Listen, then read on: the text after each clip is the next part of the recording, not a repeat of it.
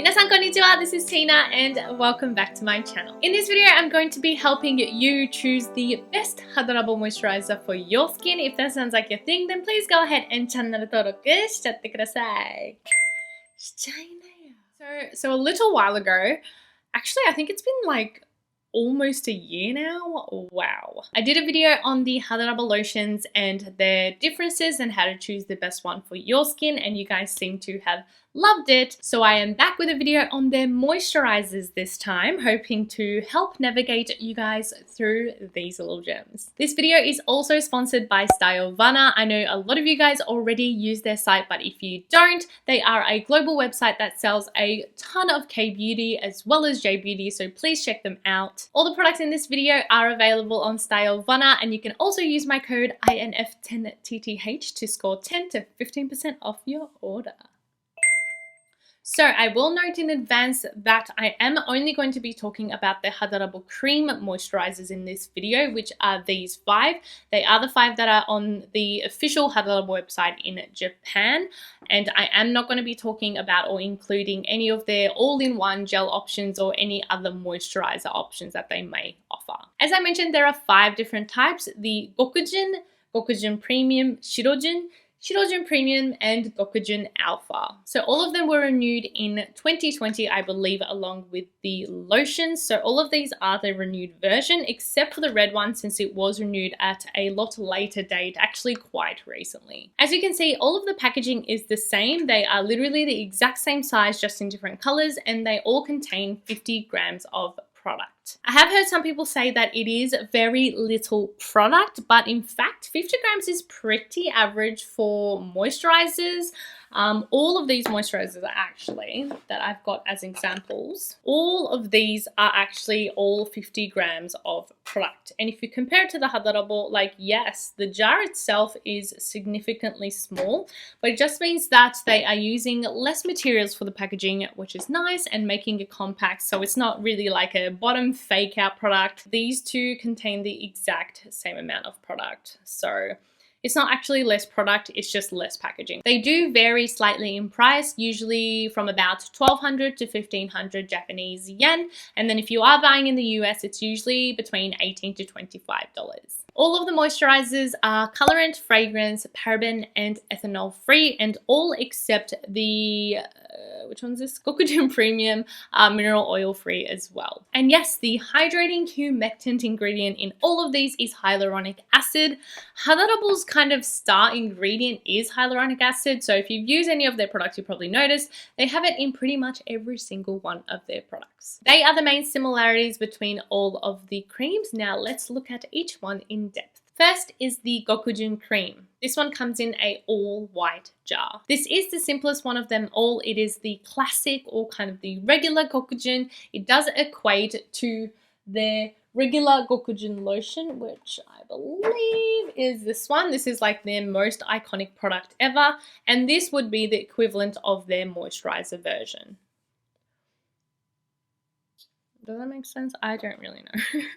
Using 4 types of hyaluronic acid and glycerin, this is definitely the hydrator. This one's a really light gel cream texture that hydrates and plumps and does not leave any tackiness behind. I also personally feel like it leaves a seal on the surface of your skin, like a protectant, and it is the most versatile one in terms of suiting multiple skin types. It can work for pretty much anyone, but best for normal, combo, oily, and even dehydrated skin, and would work really well in the AM or in warmer months. Next is the Gokujin Premium, which comes in an all gold jar. This one is essentially the richer version of the regular Gokujin cream. It uses 7 types of hyaluronic acid and some in encapsulated form, which allows for longer lasting moisture. I obviously haven't been able to use all of these creams for an extended amount of time, but I must say this one is probably my favorite so far for someone who has dehydrated and slightly dry skin. It also contains glycerin, shea butter, and other occlusive oil ingredients, so it is definitely one that adds a bit more nourishment and moisture compared to the regular Gokujin.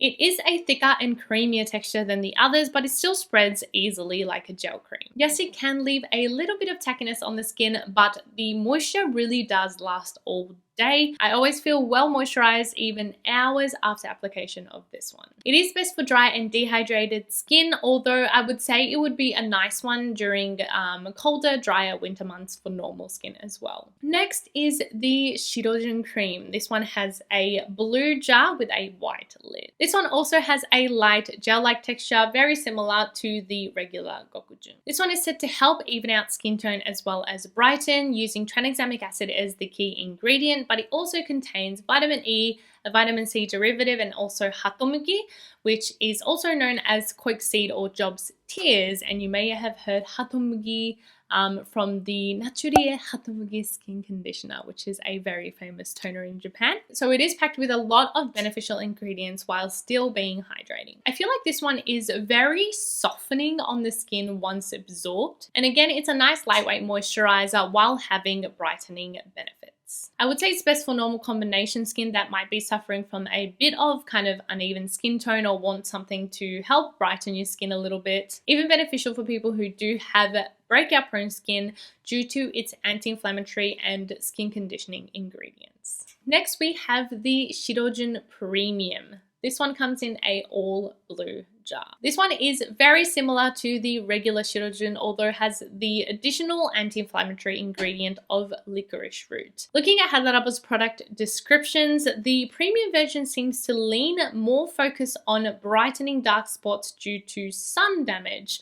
Although after looking and comparing the ingredients between these two, I feel like they are incredibly similar. I don't know what else this one contains that would be different to this one in terms of brightening sunspots. So it might just be kind of like a marketing tactic. I feel like they would both work in the same way to kind of even out skin tone because they do generally have the same key ingredients. This one was the only one out of all of them that I had actually tried in the past and emptied and really did enjoy it when I was using it. It is somehow creamier than this one, but still incredibly lightweight. So personally, I would probably prefer this one just because it has a little bit more moisture, a little bit more hydration, but still feels super lightweight on the skin. And I also feel like it does a good job in retaining that hydration as well. I would say it is best for normal, combo, and dehydrated skin with concerns of hyperpigmentation. Lastly, we have the Gokujin Alpha Cream. This one does come in a all red jar.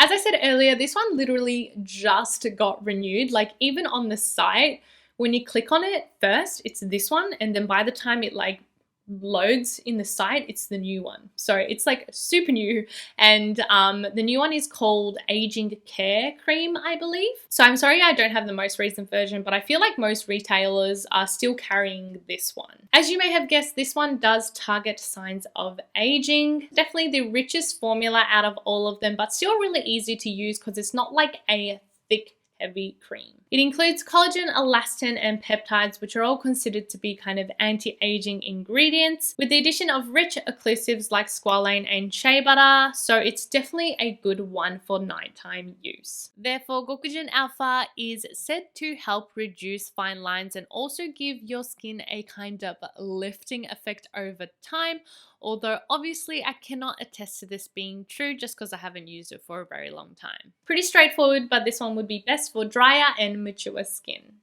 Well, I hope that was helpful for anyone who is considering trying out the Hadarabo creams. I will be honest, I haven't tried them for a very long time thus far, but they are definitely easy ones to reach for. They all have a very nice user experience and obviously pretty affordable. There's not a single one that I don't like. So generally speaking, they're definitely really nice moisturizers that I would recommend. Remember, they are all available on Stylovana, so please take a look through the link in my description, and also don't forget to check out the Hadarabo lotions video that I did in the past if you were curious, and I'll see you guys in the next one.